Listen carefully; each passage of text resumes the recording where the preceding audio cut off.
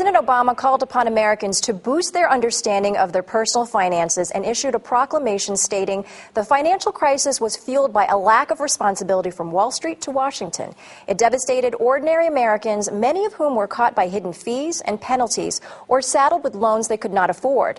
To lay the foundation for continued prosperity, we must expand the availability of financial products and services that are fair, affordable, understandable, and reliable. We must also strive to ensure that all Americans have the skills to manage their fiscal resources effectively and avoid deceptive or predatory practices. The administration states that building on the important protections in the Credit Card Accountability, Responsibility, and Disclosure Act, the Dodd-Frank Wall Street Reform and Consumer Protection Act, will help restore financial stability by enforcing the strongest consumer financial protections in history. This act created the Consumer Financial Protection Bureau, an agency with one job: to look out for the interest of Americans as they interact with the financial system. Meanwhile, House Republicans have proposed several bills that would alter and or repeal provisions of Dodd-Frank, and the House Financial Services Committee is exploring legislative proposals to rein in the CFPB. Now, since the financial meltdown, financial literacy has received increased attention. More corporations value the importance of teaching students the core principles of personal finance.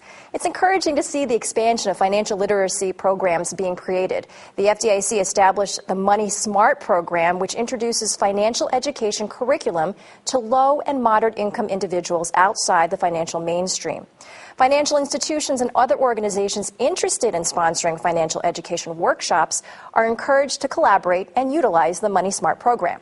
The Department of the Treasury, in its capacity as chairperson of the Financial Literacy and Education Commission, determined that it is necessary to develop core competencies for consumers and financial education providers. Now, these core competencies achieve two things. First, they set a baseline for consumers' understanding of general personal finance principles. And second, they outline the basic concepts that program providers should teach.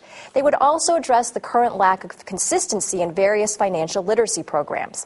From program to program, measurements for success are not readily identifiable. What financial information is taught, what problem-solving skills achieved, they're not standardized.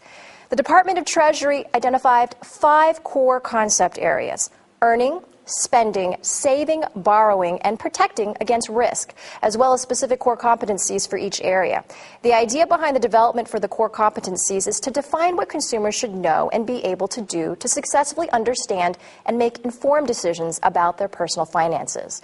Now, both banks and financial institutions are making positive strides in helping millions of Americans achieve financial literacy. And while these steps are indeed in line with the efforts of the FDIC and U.S. Treasury, we have a long way to go.